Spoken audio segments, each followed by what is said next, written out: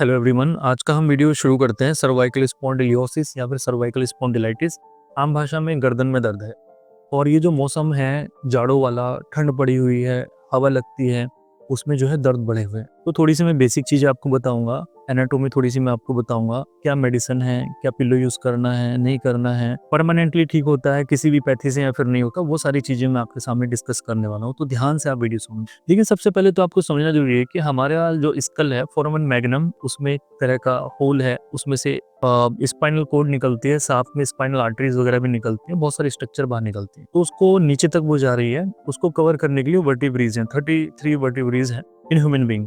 तो अब क्या होता है कि सर्वाइकल के हम देखते हैं, यहाँ की बात हो रही है, ये जो गर्दन वाला एरिया है, यहाँ से लेके यहाँ तक, अब इन्हीं में से जो है नर्व्स निकली हुई हैं।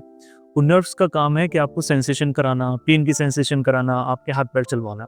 तो यहाँ से लेके यहाँ तक हमारे शरीर में नर्व फैली हुई है। सर्वाइकल की हम केवल बात कर रहे हैं, बाकी थोरेसिक और लंबर रीजन अलग है। तो सर्वाइकल का जब ये सिस्टम चलता है, तो कई बार क्या होता है कि कुछ लाइफस्टाइल गड़बड़ होने की वजह से, चोट लगने की वजह से, थोड़ी सूजन आने की वजह से या थोड़ी बल्जिंग होने की वजह से सिम्टम्स आने शुरू हो जाते हैं। सिम्टम्स क्या आते हैं जनरली पेशेंट को कि वो बोलते हैं, डॉक्टर साहब हमारी गर्दन में दर्द है। तो गर्दन हम ऐसे ऐसे करते हैं तो हमारा दर्द बढ़ जाता है, ऐसे रोटेशन करते हैं तो वो बढ़ जाता है। डिपेंड करता है कि पेशेंट को सीवियरिटी वाले सिम्टम्स कम है या ज्यादा है, माइल्ड है, मॉडरेट है या फिर सीवियर वाले सिम्टम्स। तो पेशेंट को क्या होता है कि यहाँ पे दर्द है कि डॉक्टर साहब अभी तो मेरे केवल एक कंधे में दर्द, हाथ में जैसे तर्राने वाला दर्द होता है, झंझनाहट वाला दर्द होता है, नमनेस वाला दर्द होता है, चींटियां चलती हैं, और इवन ग्रिपिंग भी नहीं होती कि हम कस के ग्रिप नहीं कर सकते हैं। तो और साथ में जब सीवियरिटी वाले केस होते हैं, उनमें क्या होता है कि स्टिफनेस बढ़ती है कि हम डॉक्टर साहब ऐसे भी नहीं करा जा रहा हमसे, और ये जो हमारा दर्द पहले इतने समय से इतने चल रहा था, अब वो धीरे धीरे हमारे यहाँ भी आने लगा है, हमारी इन 2 उंगलियों में दर्द आने लगा है, झंझनाहट होने लगी है। और इसके साथ पेशेंट बताते हैं, डॉक्टर साहब हमें सर दर्द भी रहने लगा है, हमें चक्कर भी आने लगा है। तो सिंपली आपके अंदर ये लक्षण है तो आपको खुद समझ जाना चाहिए, क्लियर कट केस है आपका सर्वाइकल स्पॉन्डिलाइटिस का या फिर सर्वाइकल स्पॉन्डिलोसिस का। ट्रीटमेंट की हम बात करते हैं, कॉजेज में थोड़े से बता देता हूँ। किसी व्यक्ति को चोट लगी है, मैंने आपको बता दिया है।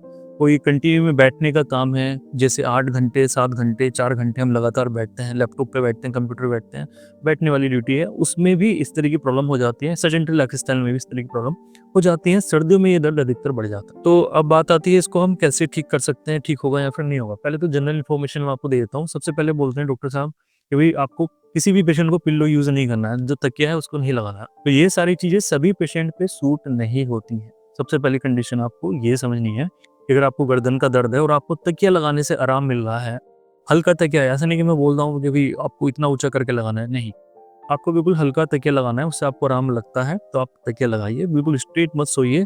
बहुत पेशेंट को स्ट्रेट लेटने से भी उनका जो है दर्द बढ़ जाता है, थोड़ा पिलो यूज करने से उनको आराम मिल जाता है।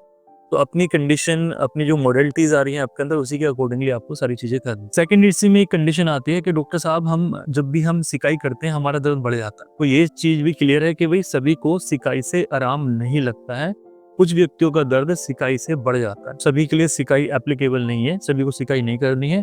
आराम मिलता है तो आप उसको कीजिए, अदरवाइज उसको आप मत। थोड़े ठंडे से या नॉर्मल से आपको आराम मिलता है तो आप उसको कर सकते हैं, ठीक है। सिकाई केवल जो है गर्दन में की जाती है। थर्ड आती है बात फिजियोथेरेपी की। फिजियोथेरेपी यहाँ पर जनरली जाके सिकाई बिकाई जो भी लोग करवाते हैं, तो फिजियोथेरेपी का भी फायदा तब तक अधिकतर लोग जैसे बताते हैं, पेशेंट फीडबैक देते हैं, तब तक उन्होंने अपनी सिकाई वगैरह करवाई है, उनको फायदा लगा है। वरना घर बैठ गए हैं 2 दिन तो उनका दर्द जो है फिर से बढ़ने लगा।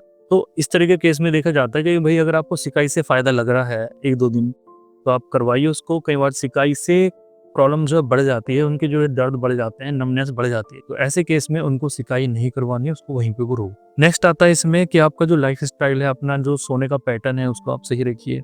एक इसमें मोस्ट इंपोर्टेंट चीजें आती है खाने पीने वाली, जो मैं हमेशा पेशेंट को बोलता हूँ कि भाई आपको जैसे दही है, मट्ठा है या रायता है, इन चीज़ों को बिल्कुल अवॉइड करना है। कुछ पेशेंट में मैं चावल भी बोलता हूँ कि भाई आपको चावल नहीं खाने। अगर आप चावल खाते हैं तो आपकी जो स्टिफनेस है, जो गर्दन में आपको जकड़न हो रही है ना, वो चावल खाने से बढ़ जाएगी। और अगर आपको खाने भी हैं तो आप दिन में खाइए, गरम-गरम खाइए, हफ्ते में 1 आध बार आप खा सकते हैं, ठीक है। एक आता है कि भाई पेशेंट अगर कढ़ी खा ले उसको प्रॉब्लम बढ़ जाती है, मोस्टली केस में हम देखते हैं। उड़द खा ले तो उड़द से भी बढ़ जाती है, और अगर वो छोले खा ले तो छोले से भी बढ़ जाती है। ये चीज़ें हो गई हैं खाने पीने की और लाइफ स्टाइल वाली चीज़ें। तो आप जो है हमेशा जब भी बैठें सीधे बैठें और लगातार एक जगह टिक के काम ना करें, उठ के थोड़ा टहल लें, गर्दन की थोड़ी मूवमेंट कर लें, जिससे थोड़ा उसके अंदर स्टिफ है। तो उस वीडियो में एक पॉइंट रह गया जो कि मैं चलो ऐसे ही आपको बता देता हूँ। काफ़ी सारे लोग पूछते हैं डॉक्टर साहब कि हमें उम्र भर इसकी दवाई खानी पड़ेगी या फिर नहीं खानी पड़ेगी। देखिए कुछ बीमारी ऐसी होती हैं जो कि हमारे लाइफ़स्टाइल के साथ जुड़ी होती हैं। जैसे सपोज़ कीजिए आपने 2 से 3 महीने का होम्योपैथी का या कोई भी कोर्स किया और आपकी जो कंडीशन है ठीक हो गई है, बट इसकी रिकरेंसी हो सकती है। जैसे कि सपोज़ कीजिए आने वाले समय में जाड़ों में आपने ठंडी चीज़ें खानी शुरू कर दी, अपना ध्यान नहीं रखा, आपका जो स्लीपिंग पैटर्न था वो बिगड़ा और आपका जो कुल मिला के लाइफ़स्टाइल गड़बड़ हुआ या फिर आपने कभी काम ज़्यादा कर लिया या शरीर को आराम नहीं मिला।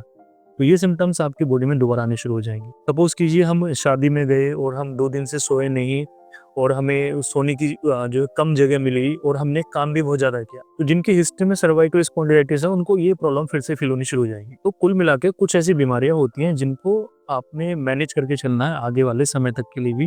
जैसे कि पाइल्स वाले केस में ऐसा होता है कि पेशेंट को ठीक कर देते हैं लेकिन उनको आने वाले समय में हो सकता है अगर उनका लाइफ़स्टाइल बिगड़ेगा, हार्ड में स्टूल आएगी, कॉन्स्टिपेशन होगा तो उनको फिर से वो हो सकता है। परमानेंट या जड़ से खत्म होने वाली जो चीज़ें हैं या बीमारियाँ हैं वो अलग हैं, बट ये हमारे लाइफ़स्टाइल के साथ जुड़ी हुई है। ठीक है, अब बात आती है मेडिसिनल पार्ट की। तो जनरली एलोपैथी में आप जाएँगे वही एनाल्जेसिक आपको मेडिसिन दी जाएँगी, पेन किलर दी जाएँगे, इवन आपको कॉलर भी दिया जा सकता है आपकी कंडीशन के अकॉर्डिंगली। बात करते हैं हम यहाँ जनरली होम्योपैथी की। तो होम्योपैथी में देखिए बहुत सारे पेटेंट मेडिसिन हैं कि आपको स्पॉन्डिन काम कर सकती है, आपको और भी अन्य बहुत सारी दवाइयाँ, कम से कम 10 तरह के पेटेंट आपको मिल जाएँगे। हर कंपनी ने अपने पेटेंट बनाए हुए हैं। 3-4 की मैं पिक्चर सामने लगा दूँगा। बात करते हैं इनमें रिजल्ट की। तो देखिए रिजल्ट तो इनके सबके सेम से मिलते हैं। भई आप किसी का बोल सकते हैं भई 5-10% अच्छा है, किसी का 5-10% कम है। बाकी सेम से मिलते हैं। तो स्पॉन्डिन अगर आपके पास है तो आपने क्या करना है, इसमें मैं आपको डोज़ बता देता हूँ। इसकी आपने लगभग 20 बूंदें लेनी है। हल्का-सा गुनगुना पानी कीजिए और सिप-सिप करके आप इसको पीजिए। प्रॉब्लम ज़्यादा है तो दिन में 4 बार पीजिए। नॉर्मल सी है, मॉडरेट कंडीशन है तो आप इसको दिन में 3 बार इस्तेमाल कीजिए और कम से कम 1 से 2 महीने तक सारी चीज़ें अप्लाई करके तब आपने इस दवाई को पीना है। ये कॉमन मेडिसिन है। इसके साथ आप जो है और अच्छे मेडिसिन चाहते हैं तो डॉक्टर साहब के पास जाइए, जो भी आपके नज़दीकी होम्योपैथी डॉक्टर हैं उनके पास आप जाइए और यूज़ कीजिए जो भी वो आपको मेडिसिन देते हैं आपके सिम्पटम्स के अकॉर्डिंगली। अगर आप बताते हैं भई मेरा तो दर्द बढ़ जाता है गर्म चीज़ों से या ठंडी चीज़ों से मुझे आराम मिल जाता है, तो इन सारी चीज़ों के ऊपर डिपेंड है या आपकी स्टिफनेस कैसी है या आपकी जो मोशन है वो कैसा है, या चलने फिरने से आराम है या लेटने से आराम है। बहुत सारी चीज़ों के ऊपर जो है मेडिसिन आपको दी जा सकती है इन चीज़ों के साथ, जैसे स्पॉन्डिन वगैरह जो पेटेंट वाली मेडिसिन मैंने आपको बताई है। एक मैं एडिशनल आपको बता देता हूँ, आप बीच-बीच में विटामिन डी लेते रहिए, बीच-बीच में आप विटामिन बी12 भी लेते रहिए। ठीक है, अब वो आप एलोपैथिक का भी ले सकते हैं, ऐसा नहीं बोलूँगा कि आपको होम्योपैथी से सारी चीज़ें ठीक करनी है। आप एलोपैथिक का भी कोई भी न्यूरोकाइन वगैरह लाके पी सकते हैं, कोई दिक्कत नहीं है। चाहे आप उसको पाउच फॉर्म में पी लीजिए, चाहे आप उसको कैप्सूल या किसी भी फॉर्म में आप उसको ले सकते हैं। तो बी12 भी हमारे शरीर की नसों को ठीक करने के लिए है, बाकी ये होम्योपैथी मेडिसिन आप ले सकते हैं।